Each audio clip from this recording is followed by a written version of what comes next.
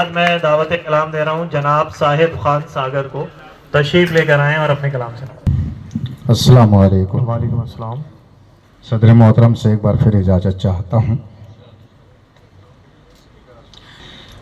मतला मुलाहिज़ा फरमाएं कि दिल को मिलती है अब तो राहत कम, हाँ,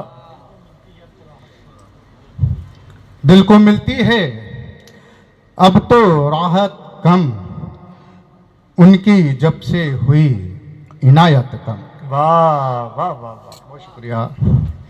कि दिल को मिलती है अब तो राहत कम, उनकी जब से हुई इनायत कम, इनायत कम। मिलने जुलने से अब वो बचता है, हाँ, मिलने जुलने से अब वो बचता है, लगता है हो गई है चाहत कम। वाह। बहुत शुक्रिया। कि लगता है हो गई है हो गई है चाहत कम। और शेर भी देखे कि मेरी सूरत तो उससे मिलती है, मेरी सूरत तो उससे मिलती है, उससे मिलती है मेरी आदत कम। वाह।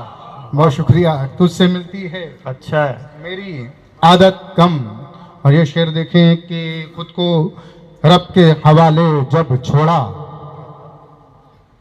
खुद को रब के हवाले जब छोड़ा, हो गई फिर मेरी मुसीबत कम। वाह। बहुत शुक्रिया। कि हो गई फिर मेरी मुसीबत कम। और मक्ता भी देखें कि हसरतें थीं तवील सागर की, हसरतें थीं तवील सागर की, जिंदगी ने मगर दी मोहलत कम।